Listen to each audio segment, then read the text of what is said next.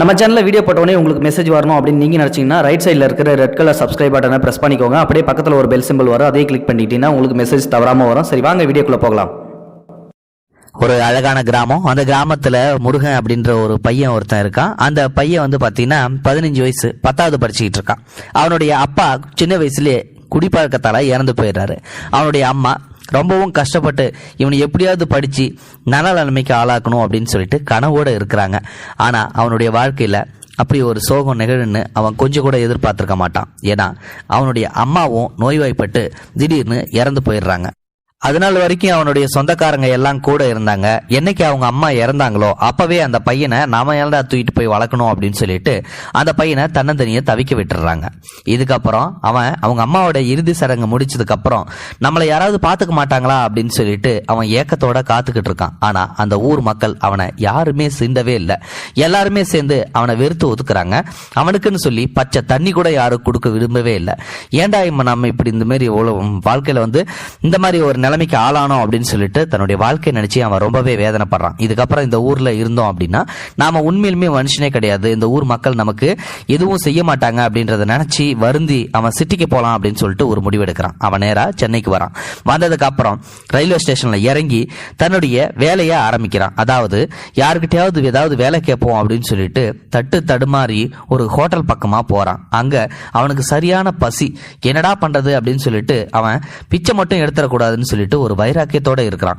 அந்த ஹோட்டல்ல போய் ஐயா எனக்கு கொஞ்சம் வேலை கொடுப்பீங்களா அப்படின்னு சொல்லிட்டு கேட்கறான். அந்த முதலாளியோ யார்ப்பா தம்பி, நீ எந்த ஊர்ல இருந்து வர அப்படின்னு சொல்லிட்டு கேட்கறான். என் ஊர் பேர் எதுவும் கேட்காதீங்க, என் ஊரை நான் ரொம்ப வெறுக்கிறேன் அப்படின்றான். காரணத்தை கேட்கிறாரு.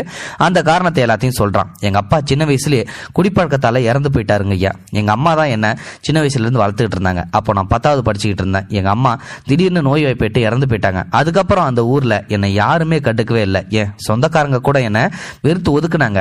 இவனை ஏன்டா நம்ம வளர்க்கணும் அப்படின்னு சொல்லிட்டு. ஆனா எனக்குன்னு அந்த ஒரே ஒரு வீடு மட்டும்தான் இருந்துச்சு. ஆனா அது கூட வந்து எனக்கு பிடிக்கவே இல்லை. அந்த ஊர்ல தான் என்னை யாரும் கண்டுக்கவே மாட்டேன்றாங்க. எனக்குன்னு என்ன தெரியும், 10வது தான் நான் படிச்சுக்கிட்டு இருந்தேன். இப்போ என்னோட படிப்பும் போயிடுச்சு. இப்போ நான் என்ன பண்றது, அதனாலதான் ஏதாவது ஒரு வேலை கிடைக்கும்னு சொல்லிட்டு நான் இங்க தேடி வந்தேன் அப்படின்னு சொல்லிட்டு தன்னுடைய கதையை சொல்றான். இதை கேட்ட அந்த முதலாளிக்கு இறக்க குணம் போல. அதனால உடனே நீ வாப்பா, நான் உன்னை வந்து என் கடையில் சேர்த்துக்கிறேன். ஆனால் ஒன்றும் பிரச்சனை இல்லை. நான் வந்து உன்னை கடையில் சேர்த்துக்கணும் அப்படின்னா ஒரு சில விதிமுறைகளை வந்து நான் உனக்கு சொல்லுவேன். அதுக்கு தகுந்தாற் போல நீ நடக்கிறேன் அப்படின்னு சொல்லி ஒத்துக்கிட்டாதான் உன்னை இந்த கடையில் வந்து வேலை செய்ய விடுவேன் அப்படின்னு சொல்றாரு. சரின்னு சொல்லிட்டு முருகனும் வந்து ஒத்துக்கிறான். என்னைய கண்டிஷன் அப்படின்னு சொல்லிட்டு அவனும் கேட்கறான். அதுக்கு அந்த கடைக்காரர் வந்து சொல்றாப்ல, நானா உனக்கு காசு கொடுக்கற வரைக்கும் நீயா வாயை திறந்து காசுன்னு சொல்லி கேட்க கூடாது. மற்றது எல்லாம் உன்னை தேடி தன்னால வரும். அதாவது ரூமு, சாப்பாடு, என்ன நீ உனக்கு தேவையோ அந்த பொருட்கள் எல்லாம் வந்து எல்லாம் வந்து உன்னை சேரும். அதுக்கு இடையில நீ வந்து என்கிட்ட காசு அப்படின்னு சொல்லிட்டு வந்து எதுவும் கேட்கக்கூடாது அப்படின்றாரு. சரிங்கய்யா அப்படின்னு சொல்லிட்டு வந்து அவனும் வந்து ஒத்துக்கிறான். சரின்னு சொல்லிட்டு அவனும் வேலையை வந்து தொடங்க ஆரம்பிக்கிறான். அந்த முருக பவன் அப்படின்ற தன்னோட பவனை வந்து பார்த்தீங்கன்னா வந்து மாத்திக்கிட்டு தன்னுடைய ஹோட்டல் மாதிரி வந்து அங்க தன்னுடைய வேலையை வந்து செய்ய ஆரம்பிக்கிறான். அவனுக்கு அப்படி ஒரு பொறுப்பு அந்த கடையில். இதை பார்த்த முதலாளி ரொம்பவும் நல்ல பையனா இருக்கானே, நல்ல வேலை செய்யறான் அப்படின்னு சொல்லிட்டு பரவாயில்ல இருக்கட்டும் அப்படின்றாங்க. ஒரு நாள் இடையில போயிட்டு தன்னுடைய ஊருக்கு போகணும், எனக்கு வந்து ஊர் ஞாபகம் வந்துருச்சு அப்படின்னு சொல்லிட்டு ஒரு 2 வருஷம் கழிச்சு போய் கேட்கறான். அதுக்கு அந்த முதலாளி என்ன சொல்றாரு அப்படின்னா, ஒன்னு அந்த ஊர் வெறுத்து வந்து ஒதுக்குச்சு. நீ வந்து எதுக்காக வந்து அந்த ஊருக்கு போகணும் அப்படின்னு சொல்லிட்டு வந்து முடிவெடுக்கிற, தயவு செஞ்சு வந்து நீ இனிமே அந்த ஊருக்கு போகணும்னு சொல்லிட்டு என்கிட்ட காசு கேட்காதா, இனிமேல்ட்டு உனக்கு அதுக்காக காசும் கொடுக்க மாட்டேன் அப்படின்னு சொல்லிட்டு அந்த ஓனர் வந்து சொல்றாரு. சரி அப்படின்னு சொல்லிட்டு இவனும் என்ன பண்றான், அதுக்காக வந்து அவனை வருத்தப்படவே இல்லை. முதலாளி சொல்றதும் கரெக்ட் தான், நம்மள அந்த ஊர் வந்து வெறுத்து ஒதுக்குச்சு, நாமே அந்த ஊரை போய் பார்க்கணும் அப்படின்னு சொல்லிட்டு இவன் ஒரு முடிவு எடுக்கிறான். அப்படியே வளர்ந்து பெரியவன் ஆகிறான். இவனுக்கு ஒரு 25 வயசு வந்துருச்சு. இப்போ கிட்டத்தட்ட அந்த ஹோட்டல்லே 10 வருஷமா வந்து அவன் வேலை செஞ்சிருக்கான். அதுக்காக அந்த முதலாளி வந்து பாத்தீங்கன்னா அவனை ஏமாத்த போறது கிடையாது. அந்த 10 வருஷத்து உழைப்பு காசை எல்லாமே தனியா சேர்த்து வச்சிருக்காரு.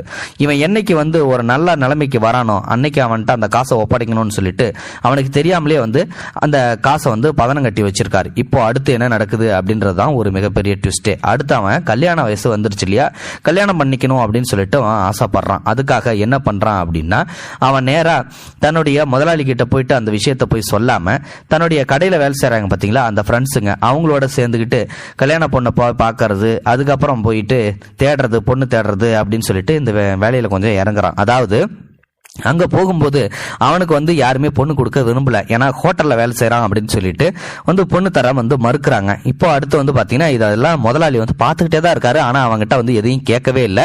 முதலாளிக்கு தெரியாதுன்னு சொல்லிட்டு இவனும் வந்து இதை பார்த்துக்கிட்டே இருக்கான். சரி திருப்பி நம்ம பொண்ணு பார்ப்போம் அப்படின்னு சொல்லிட்டு ஒவ்வொரு கடையாக ஏறி ஒவ்வொரு வீடாக வந்து ஏறி இறங்குறான். அவனுக்கு தெரிஞ்ச ஃப்ரெண்ட்ஸ் சர்க்கிளில் வந்து கேட்குறான். ஆனால் அவனுக்கு வந்து பொண்ணு யாருமே வந்து கொடுக்கவே இல்லை, ஹோட்டலில் வேலை செய்கிறான் அப்படின்னு சொல்லிட்டு. இப்போ 10 வருஷம் கழிச்சு அடுத்து வந்து என்ன நடக்குது அப்படின்னு சொல்லிட்டு வந்து பார்த்தீங்கன்னா அவனை வந்து ஒரு நாள் வந்து கூப்பிட்றாரு. இங்கே வாடா ஒரு நிமிஷம் அப்படின்னு சொல்லிட்டு வந்து முதலாளி கூப்பிட்றாரு. இப்போ இங்கே நான் வந்து உன்னை ஒரு இடத்துக்கு கூட்டிகிட்டு போகிறேன் அப்படின்னு சொல்லிட்டு ரொம்ப வந்து பரபரப்பாக கூட்டிகிட்டு போகிறாரு. அங்கே வந்து பார்த்தீங்கன்னா பயங்கரமான ஒரு ஏரியா, நல்லா பரபரப்பாக இருக்குது. அந்த சைடில் வந்து பார்த்தீங்கன்னா ஹோட்டலே இல்லை. இந்த இடத்துல வந்து நம்ம ஹோட்டல் ஆரம்பித்தா எப்படா இருக்கும் அப்படின்னு சொல்லிட்டு வந்து கேட்குறாரு. அதுக்கு வந்து முருகா வந்து என்ன சொல்கிறாப்புனா, நல்லா ஓடுங்க, என் இடமும் பார்க்கறதுக்கு நல்லா தான் இருக்குது, இங்கே பக்கத்தில் எதுவும் ஹோட்டல் இல்லை, நல்லா வியாபாரம் ஓட மாட்டுக்கு அப்படின்னு சொல்கிறாப்புல. இப்போ வந்து கடைக்கு வந்து பார்த்தீங்கன்னா ஒரு நல்ல கடையை வந்து சூஸ் பண்றாப்ல. அந்த இடத்துல அதுக்கு வந்து முன்பணமும் கொடுக்குறாரு. அந்த கடைக்கு என்ன பொருள் தேவையோ எல்லாத்தையும் வந்து தட்டுமுட்டு சாமான் எல்லாத்தையும் வந்து வாங்குறதுக்கு அவனே வந்து அனுப்பி வைக்கிறாரு. முருகனும் அதை போயிட்டு வந்து வாங்கிட்டு வந்துடுறான். அதோட வந்து பார்த்தீங்கன்னா அவனுக்கு இணக்கமான சக தோழர்களையும் வந்து பார்த்தீங்கன்னா அவனோட வேலை செய்யறதுக்கு வந்து அனுமதி கொடுத்துட்றாரு. நீ வந்து உன்னோட ஃப்ரெண்ட்ஸுங்களோட சேர்ந்து இந்த கடையில் வேலை செய்ய அப்படின்றாரு. சரின்னு சொல்லிட்டு அவன் ஆரம்ப கட்டத்தில் வந்து பார்த்தீங்கன்னா வேலை செஞ்சுட்டு இருக்கான். ஒரு 5 நாளுக்கு அப்புறம் வந்து பார்த்தீங்கன்னா அவனை வந்து கூப்பிட்றாரு. கடை வேலை சரியா போயிட்டு இருக்கா அப்படின்னு கேட்குறாரு.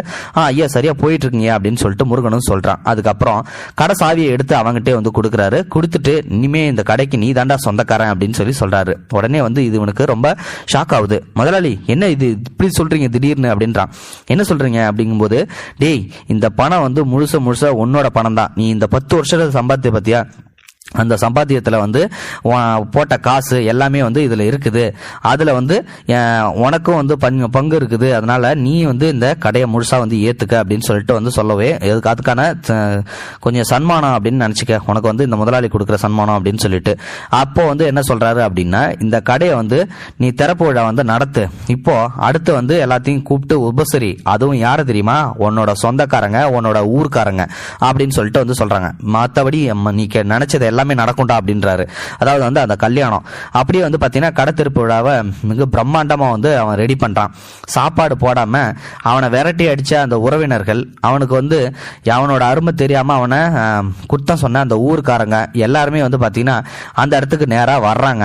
இப்போ வந்ததுக்கப்புறம், பரவாயில்லப்பா நம்ம ஊரில் 15 வயசில் பார்த்த பையனா இது, முருகா நல்லா வளர்ந்துட்டியாட்டுக்கு, ஒரு கடைக்கே ஓனர் ஆகிட்டியாட்டுக்குன்னு சொல்லிட்டு அவனை பார்த்து ரொம்பவும் வந்து ஆச்சரியப்படுறாங்க. இதுக்கு எல்லாத்துக்கும் காரணம் நம்ம முதலாளி தான் அப்படின்னு சொல்லிட்டு அவன் மனசுக்குள்ள அப்படியே பயங்கரமா கண்ணீர் வடிக்கிறான். இப்போ அடுத்து என்ன நடக்குது அப்படின்னா, அவனுடைய தூரத்து மாமா, அப்படியும் வசதியான மாமா தான், அவரே வந்து தான் பொண்ணை வந்து கொடுக்க முன் வராரு. நீ ஒரு முதலாளி ஆயிட்ட, என் பொண்ணை கட்டிக்குப்பா அப்படின்னு சொல்லிட்டு அவரே வந்து சொல்றாரு. அதுக்கப்புறம் முதலாளியோட தலைமையிலே மாமா பொண்ணை அவனும் கல்யாணம் செஞ்சுக்கிறான். ரொம்பவும் வந்து வசதியாகவும் இருக்கான். அந்த ஒரு கடையை வச்சு நல்லா முன்னேறிட்டு வந்துட்டு இருக்கான். இப்போ அடுத்த ஒரு நாள் திடீர்னு முதலாளி இறந்து போயிட்டாரு அப்படின்ற ஒரு செய்தி கிடைக்குது. அவனுக்கு அப்படியே திடீர்னு குண்டு தூக்கி போட்ட மாதிரி ஆயிடுச்சு.